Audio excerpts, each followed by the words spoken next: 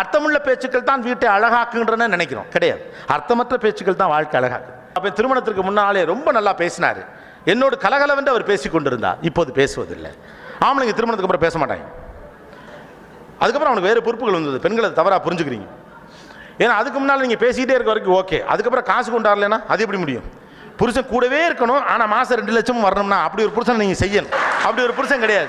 நீங்களாம் நிச்சயத்துக்கும் கல்யாணத்துக்கு நடுவில் கொஞ்சம் பேசின கேட்ட லேண்ட்லைனில் பேசின ஆட்களாக இருக்கும். கொஞ்சம் ஃபோன் பேசிகிட்டு இருக்கேன், நீ என்ன பண்ணுற? நானும் ஃபோன் தான் பேசிகிட்டு இருக்கேன். சாப்பிட்டியா? சாப்பிட்டேன். என்ன சாப்பிட்டேன்? இட்லி சாப்பிட்டேன். நீ? நான் இட்லி தான் சாப்பிட்டேன். இட்லி ஏன்டா எவ்வளோ பெரிய கேள்வி அது?